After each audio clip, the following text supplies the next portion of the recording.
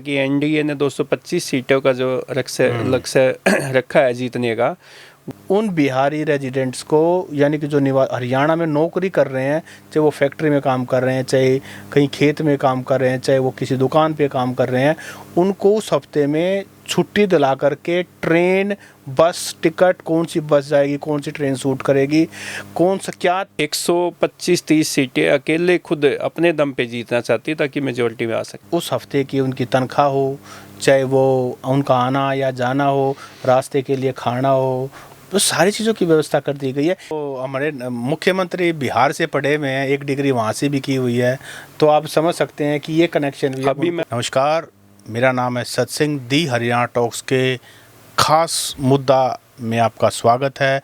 और आज हम बातचीत करेंगे एक अहम मुद्दा कि आजकल हरियाणा में एक नया ट्रेंड देखने को मिल रहा है कि हर बिहारी हरियाणा का सम्मान।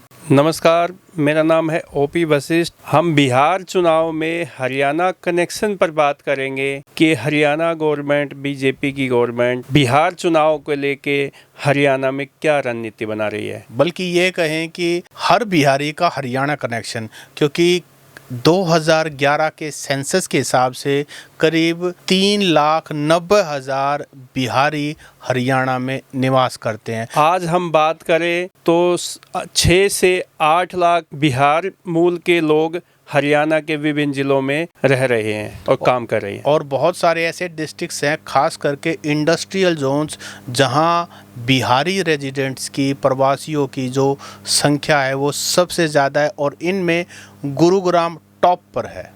इसके बाद फरीदाबाद, सोनीपत और रोहतक। तो आज हम बातचीत करेंगे कि जो अक्टूबर-नवंबर में बिहार के अंदर चुनाव आने वाला है, भारतीय जनता पार्टी ने हर स्टेट्स में, पूरे इंडिया के अंदर जितने भी बिहार के रहने वाले हैं उन तक संपर्क साधना शुरू कर दिया है, और हरियाणा में ये जिम्मेदारी मिली है मुख्यमंत्री नायब सैनी को। तो आज हम इसी मुद्दे पर डिस्कस करेंगे। तो सत्सिंह जी, तो नायब सिंह सैनी की जो मुख्यमंत्री है हमारे, बिहार चुनाव को लेकर बिहार मूल के लोगों को लेकर क्या रणनीति है खास? देखो, रणनीति तो काफ़ी समय से चल रही है। अब इन्होंने करना क्या शुरू कर दिया है कि जो भी बिहार के रेजिडेंट हैं वो अपना सेलिब्रेशन करते हैं, छठ पूजा करते हैं। इस तरह की बहुत सारी समितियां हैं जो बिहारी रेजिडेंट्स के वेलफेयर को लेकर के हरियाणा में एक्टिव हैं, चाहे वो छठ पूजा हो या बिहार दिवस मनाना हो। तो हरियाणा सरकार ने उसको लेकर के 23 मार्च को हरियाणा में हर बिहारी हरियाणा का सम्मान, ये इस तरह की टैगलाइन देकर बिहार दिवस दिन मनाया जाता है, मनाने के लिए तो ये अपनी राजनीतिक बिसात बिछानी शुरू कर दी हैं। तो बीजेपी तो आपको पता है कि इतना माइन्यूटली, मेटिकुलसली प्लान करती है जैसे किसी देश की मिलिट्री हो, और कोई सामने वाले कोई भी अपना प्लान एग्जीक्यूट करते हैं, उसी प्रिसीजन से बीजेपी काम कर रही है। तो इसीलिए तो कहते हैं भाजपा ना मैक्रो मैनेजमेंट की राजनीति करती है। बीजेपी माइक्रो मैनेजमेंट की तो राजनीति करती है। मैक्रो तो बड़ी पिक्चर होगी, माइक्रो छोटी पिक्चर होगी। छोटी पिक्चर, बिल्कुल माइन्यूट डिटेल्स को लेकर के आप ये देखिए कि अक्टूबर-नवंबर बहुत दूर है। बाकी सभी पार्टियां जो हैं अभी शायद संघर्ष कर रही हैं, बहुत सारी अपने उनकी क्या ब्लूप्रिंट होगा, क्या कुछ होगा, उसको लेकर के अभी क्लैरिटी नहीं है। लेकिन बीजेपी ने अपना टारगेट सेट कर दिया, 243 में से 225 सीटें लेनी है। और आप ये देखिए, हरियाणा के अंदर 8 लाख का करीब ये माना जाता है कि वो जो 3,90,000 का आंकड़ा वो 2011 के 99। हाँ, तो अब 2011 से आप ये मान लीजिए 14 साल के करीब हो गए हैं। तो सब कुछ बदल गया, पीढ़ी बदल गई है, और हमारे यहाँ कितने सारी इंडस्ट्रीज आ गई हैं। उसके बाद तो ये कह सकते हैं बिहार मूल के लोग जो है, जो 4 लाख आप बता रहे हैं आसपास, 390, तो वो डबल से ज़्यादा हो चुका होगा। डबल से ज़्यादा हो गए हैं। और अकेले गुरुग्राम में 2 लाख के करीब जो हैं बिहार के रेजिडेंट्स हैं। और आप ये देखिए, बाकायदा ये ड्यूटी लगा दी कि जितने भी बिहार के निवासी हैं जो यहाँ काम कर रहे हैं, जो अपने कलानौर से चुनाव लड़ने की इच्छुक थे, ओएसडी साहब, पूर्व मुख्यमंत्री मनोहर लाल के जो ओएसडी अमरजीत सिंह, हाँ अमरजीत सिंह से उनकी ड्यूटी लगाई है। हर बिहारी का हरियाणा का पता और किस ज़िले में और किस कॉन्स्टिट्यूएंसी में उनकी वोट है, वहाँ का उनका एड्रेस, और उनका कोई अगर सरकारी मुलाजिम उनका जानकार है यानी कि उनके रिश्ते में पड़ता है, उसका मोबाइल नंबर, ताकि उस पर वो प्रेशर डाला जा सके। इतना माइक्रो मैनेजमेंट जो है हरियाणा सरकार, इस पूरे ये जो रणनीति है बिहारी मूल के लोगों की, जो हरियाणा में भाजपा वो मुख्यमंत्री जो नायब सिंह सैनी है इनके नेतृत्व में काम कर रही है, और भाजपा के जो प्रदेश महामंत्री है डॉक्टर अर्चना गुप्ता वो, और अमरजीत सिंह जो कलानौर से है, मोखरा गांव के है, और पूर्व मुख्यमंत्री मनोहर लाल के ओएसडी भी रहे, और उन्होंने समय से पहले रिटायरमेंट लिया स्वेच्छा से, जो वीआरएस लिया, ताकि वो कलानौर विधानसभा से टिकट लेके चुनाव लड़ सके। और अभी पिछले दिनों जब ये नगर निगम के चुनाव हुए तो मेयर की टिकट के लिए भी उनका बायोडाटा भेजा गया था, लेकिन वो टिकट नहीं मिल पाई। लेकिन इससे ये तो है कि ये जो अमरजीत सिंह है ये कांग्रेस, इसमें भाजपा पार्टी में काफ़ी संगठन में काफ़ी एक्टिव है, और इसको बड़ी जिम्मेदारी हमेशा दी जा रही है। और जिम्मेदारी बहुत इम्पोर्टेंट है, क्योंकि बिहार का चुनाव बहुत बड़ा मैसेज है। एनडीए की जो पार्टीज़ हैं वो सब मिल कर के वहाँ चुनाव लड़ रहे हैं, 225 का आंकड़ा है।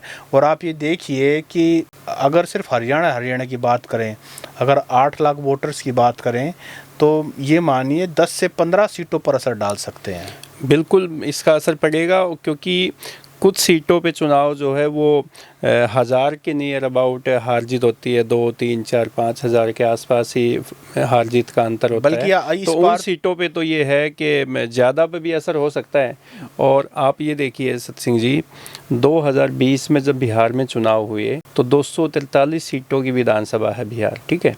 एनडीए को अभी वर्तमान में देखा जाए तो 137 सीटें एनडीए के पास है। सबसे लार्जेस्ट जो पार्टी है, सबसे ज़्यादा सीटें जीतने वाली पार्टी वो बीजेपी है। तो बीजेपी आज के टाइम में 80 विधायक बिहार में भाजपा के हैं। हालांकि वो अलग बात है कि जो गठबंधन हुआ तो उसमें नीतीश कुमार को उन्होंने पहले ही सीएम डिक्लेयर कर दिया था, तो वो अपना धर्म, जो गठबंधन धर्म बीजेपी ने निभाया और नीतीश कुमार को ही सीएम बनाया उन्होंने। तो हालांकि वो नीतीश कुमार का कोई स्थायित्व तो है नहीं, वो ठहरने वाले व्यक्ति तो है नहीं। अब इस चुनाव में भी अभी तक तो वो मोदी जी के साथ बैठ के, वो जो पीछे जनसभा हुई थी तो उसमें मोदी जी के साथ बैठे स्टेज पर दिखाई दे रहे हैं, लेकिन उनका ये नहीं पता कि कब वो स्टेज से दूसरे स्टेज पर पहुंच जाए। देखिए ओपी जी, बात क्या है कि जैसे जैसे देश आज़ाद हुआ, लोगों भी थोड़ा पॉलिटिकली मैच्योर होने शुरू हुए। आजकल कोई भी नेता, ये तो आपने नीतीश कुमार की बात की, जो कई बार मुख्यमंत्री बन ही लिए, कभी बीजेपी के सपोर्ट से, कभी बाकी दूसरी पार्टियों के सपोर्ट से। लेकिन आजकल नेता से लोग भी एक चाहते हैं कि भाई आप अगर पावर में बने रहोगे, कुर्सी आपके पास है, तो ही हम आपके साथ हैं, क्योंकि आप हमारे लिए कुछ कर सकते हो। तो ये आप ये मानिए नेताओं की भी मजबूरी, एक ट्रैप ऐसा लेकिन है। सबसे ज़्यादा जो मीम्स जो बनते हैं वो नीतीश कुमार के बनते हैं। वो बताते हैं कि वो राज्यपाल से मिलने गए तो वो उन्होंने एक बताया कि भाई अभी उनका ये भरोसा नहीं कि दोबारा फिर ना आ जाए। तो नहीं, चलो ये तो बिहार की बात है, लेकिन अगर पूरे इंडिया में जाने, ये पहले नीतीश कुमार से पहले हरियाणा से शुरू हुआ था, आया राम गया राम। जो अभी कांग्रेस के जो स्टेट प्रेसिडेंट है उदयभान, उनके पिताजी थे आया राम गया राम जी, वो एक दिन में कई 3 पार्टियां उन्होंने ज्वाइन की, पाड़ा बदल लिया था। तो ये हरियाणा राजनीति का सच है। लेकिन जिस तरीके से ये मेटिकुलस प्लानिंग चल रही है नायब सैनी ने, और जिस तरह से बिहार के जो मूल निवासी हैं उनको तवज्जो दी जा रही है, उनका एक तरह से आप ये मानिए कि अभी से पहले ये प्लानिंग कर ली गई है कि जब बिहार में चुनाव होगा उस हफ्ते में उन बिहारी रेजिडेंट्स को, यानी कि जो हरियाणा में नौकरी कर रहे हैं, चाहे वो फैक्ट्री में काम कर रहे हैं, चाहे कहीं खेत में काम कर रहे हैं, चाहे वो किसी दुकान पे काम कर रहे हैं, उनको उस हफ्ते में छुट्टी दिला करके ट्रेन, बस टिकट, कौन सी बस जाएगी, कौन सी ट्रेन सूट करेगी, कौन सा क्या तरीका होगा, पर्सनल गाड़ी से जाएंगे, सब कुछ ऑलरेडी प्लान किया जा चुका है। ये तो हो सकता है उनके लिए स्पेशल ट्रेन भी चला दी जाए उस टाइम पे, बिल्कुल चला दी जाए, संभव है। लेकिन चुनाव में तो ये है ना कि एक उत्सव होता है।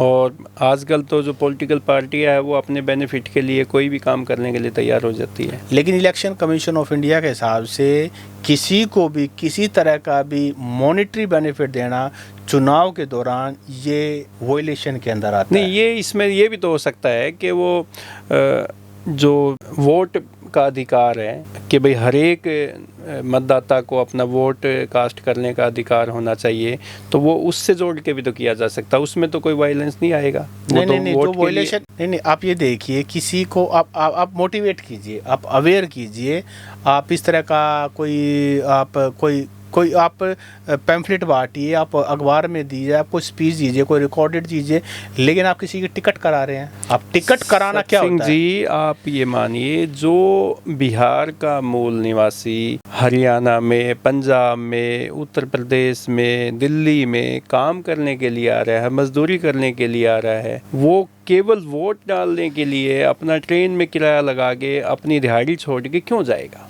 अब ये भी तो सोचिए, एक हफ्ते का लॉस होगा, उसका बकायदा फिर उसका खर्चा लगेगा, परिवार के साथ जाएगा, इतनी दूर जा रहा है तो टिकट एक नहीं होगी ना। आप ये माने वोटर भी होंगे, खुद वोटर होगा, पत्नी वोटर होंगे, बच्चे होंगे। बच्चे तो चलो वोटर नहीं हो बच्चे, लेकिन बच्चों को छोड़ के बच्चों को साथ जाएंगे तो सभी का किराया होगा, तो वो अपनी जेब से तो लगाएगा नहीं। तो क्यों लगाएगा? जो आदमी एक एक घंटे के हिसाब से काम कर रहा है अपना रोजी रोटी के परिवार को पालने के लिए, वो एक एक घंटे मतलब ओवर टाइम भी काम कर रहे हैं, तो वो वोट डालने के लिए तो नहीं जाएंगे। नेताओं के लिए इतना तो अभी देशभक्ति हमारे मतदाताओं में नहीं है कि भाई वो केवल एक राजनेता के लिए या किसी नेता विशेष के लिए, पार्टी विशेष के लिए वोट डालने के लिए जाएगा अपना काम छोड़ के। तो उसकी व्यवस्था कर दी गई है ना, उसको चिंता करने की जरूरत नहीं है। अब वो मजे से जाएगा, घर घूम के आएगा, वोट मन करेगा तो डालेगा, नहीं मन करेगा तो नहीं डालेगा, और एक हफ्ते की छुट्टी मिलेगी। और मुझे तो यहाँ तक इनपुट है कि उस एक हफ्ते में अगर वो किसी फैक्ट्री में काम करते हैं,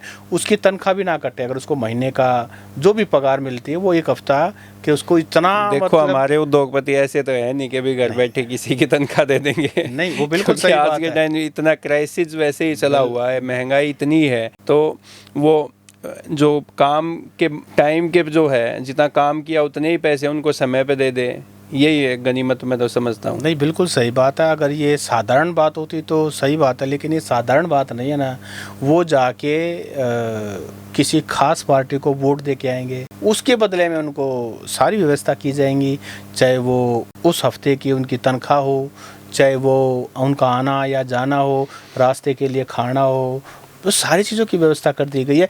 ये माइक्रो मैनेजमेंट है। देखो, मुझे इसमें ये लगता है कि बिहार में अब की बार कांग्रेस, ये जो बीजेपी है, ये अभी किसी के सहारे, बैसाखियों के सहारे चलने की उसमें तो काम कर नहीं रही। अब की बार मुझे लगता है कि भाजपा अपने दम पे ही वहाँ पे मेजॉरिटी में आने की पूरी प्लानिंग है।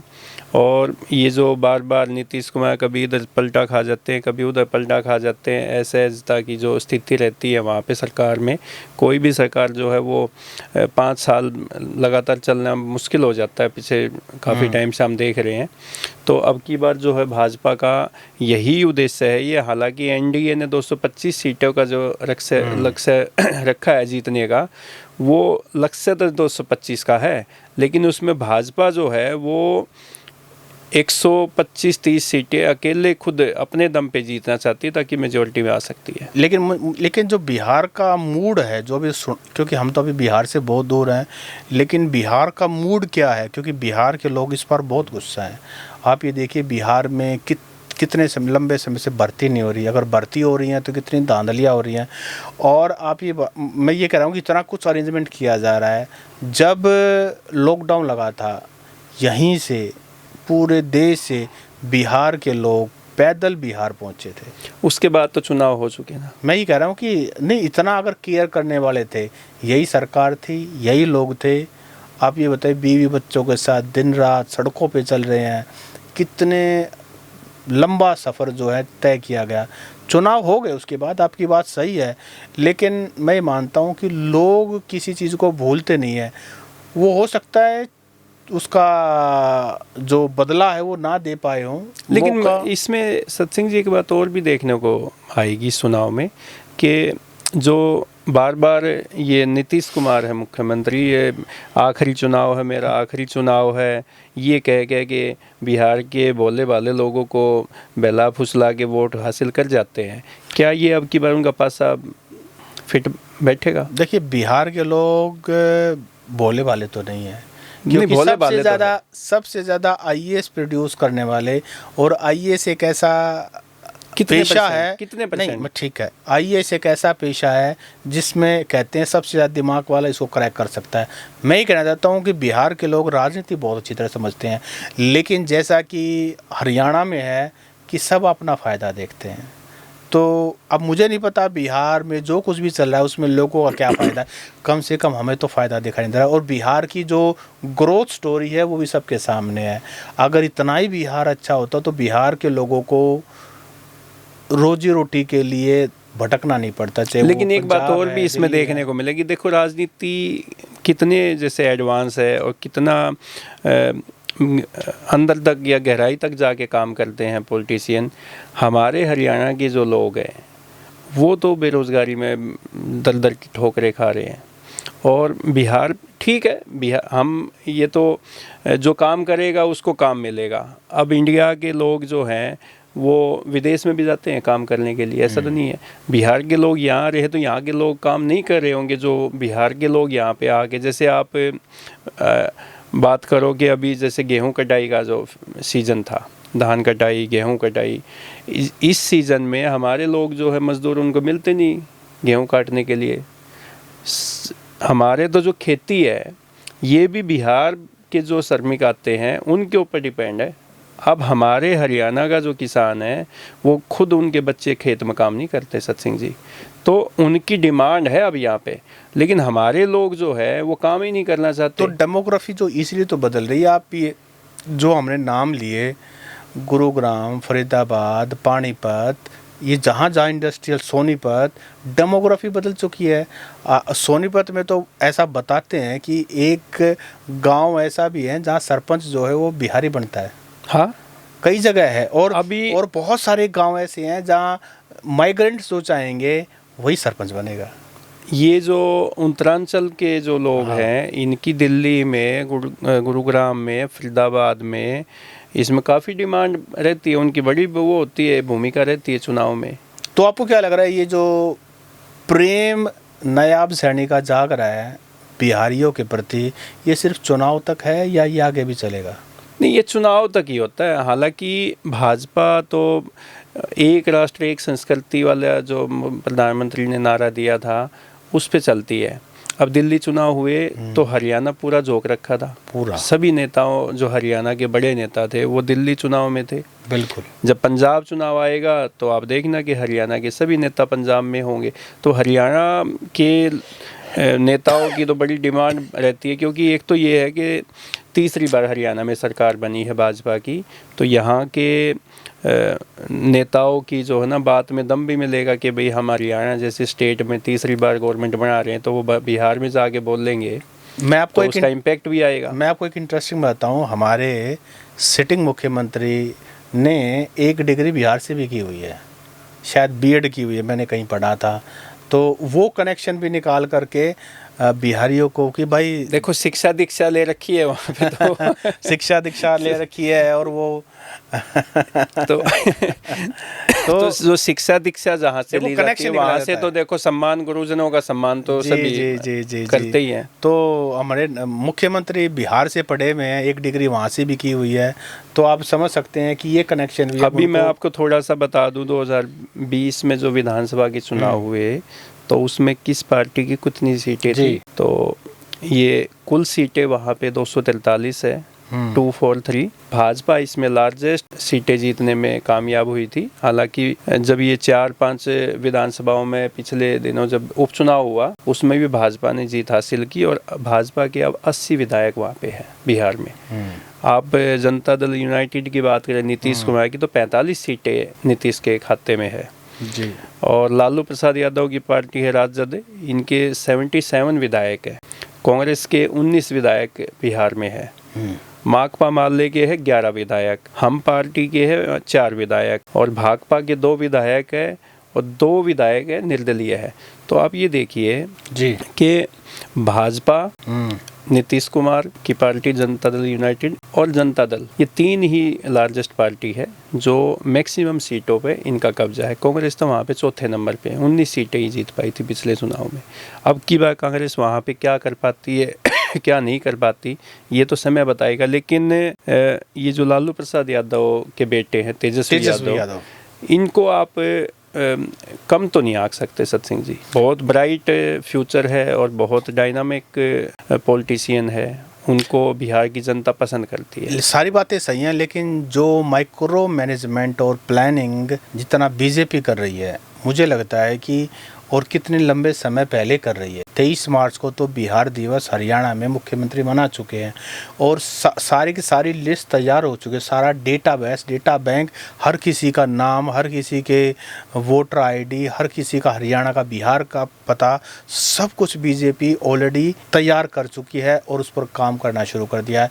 कितने महीने हैं, अक्टूबर नवंबर में चुनाव घोषणा होंगे। कांग्रेस तो नींद से तब जागती है जब नज़दीक चुनाव आ जाता है, मॉडल कोड ऑफ कंडक्ट लग जाता है, तब तो वो प्लानिंग करना शुरू करते हैं। लेकिन भाजपा को और एनडीए को बिहार में विपक्ष यानी कि कांग्रेस और लालू प्रसाद यादव की पार्टी से मुकाबला करने के साथ महागठबंधन से होना है। महागठबंधन से जो मुकाबला होगा, उस गठबंधन के साथ साथ एक ऐसी फायर सिंगर है वहाँ पे, वो जो है उससे कैसे निपटेगी?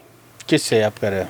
नेहा सिंह राठौर। नेहा सिंह राठौर जो है, उन्होंने जब चुनाव हुआ तो बिहार में काबा इस करके, तो ये जो काबा है, इस काबा से कैसे निपटेगी? देखिए, नेहा सिंह राठौर की बात करें, नेहा सिंह राठौर अभी भी बहुत चर्चित हुई थी जब इंडिया पाकिस्तान की टेंशन हुई। हाँ, पहलगाम जो हमला हुआ उसके बाद उन पे एफआईआर भी हुई है। एक बहुत ही, आप ये मानिए कि दुबली पतली सी लड़की है, लेकिन जब वो बोलती है और आप उसके व्यूज़ देखिए, और अभी लखनऊ में जितने भी वकील थे सभी उसके साथ आके खड़े हो गए थे जब एफआईआर की बात आई, और कोर्ट ने भी मना कर दिया कि नेहा सिंह राठौर के खिलाफ कोई केस नहीं बनता।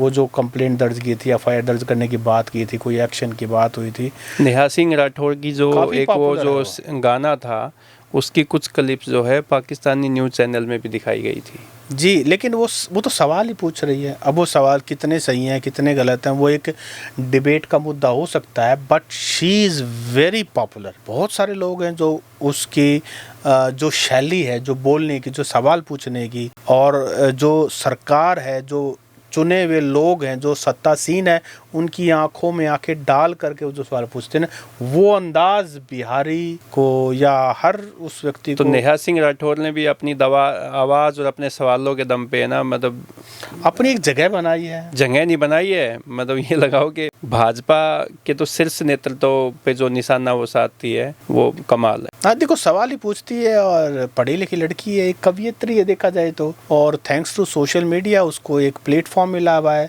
और जिसका प्रयोग करके वो लोगों तक पहुंचती है। तो आजकल सोशल मीडिया का बहुत बड़ा रोल है।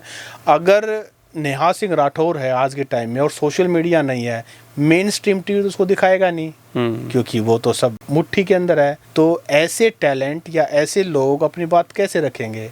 तो सोशल मीडिया का बहुत बड़ा रोल है इस तरह के कलाकारों। तो इस चुनाव में सत सिंह जी, क्या ये नेहा सिंह राठौर की जो भूमिका है वो चुनाव में कुछ? मानता हूँ कि नेहा सिंह राठौर जो है, सिर्फ उसका ये कहना है कि मैं तो जो भी सरकार में होता है उससे सवाल पूछती हूँ कि आपने बिहार के लिए किया क्या, आपने यहाँ के लोगों की जो दुर्दशा है उसको इतना लंबा समय होगा सत्तासीन होते हुए। वो तो सवाल पूछती है और सवाल का जवाब मिलना चाहिए, और उस पर और तो मुझे लगता है कि सवाल पूछना सबका अधिकार है।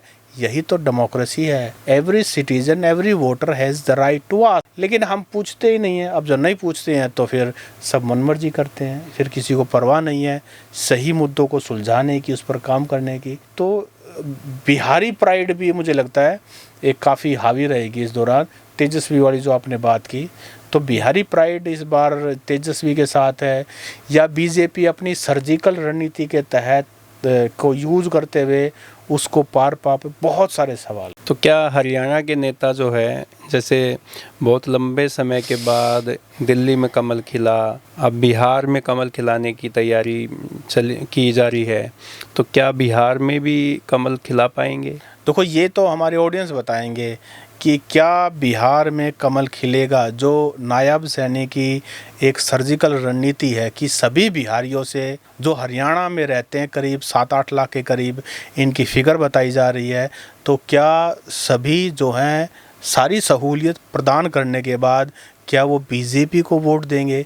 क्या ये रणनीति कामयाब हो पाएगी, या फिर क्या इतने लोग जो 8 लाख के आसपास बिहार मूल के लोग हरियाणा में रहते हैं, उनमें से कितने % लोग वहाँ पे जाके मतदान अपना कर पाएंगे? ये भी बहुत सारे सवाल हैं, लेकिन इनका जवाब अभी तो देखो लंबा समय है, इसका जवाब किसी के पास नहीं है। लेकिन नायब सिंह सैनी ने हर बिहारी हरियाणा का सम्मान जो ना, इस पर काम करना शुरू कर दिया है और इसके तहत बड़ी सर्जिकल रणनीति हो रही है। तो क्या होगा ये आप कमेंट करके ज़रूर बताएं। ओपी जी, नमस्कार। Thank you sir.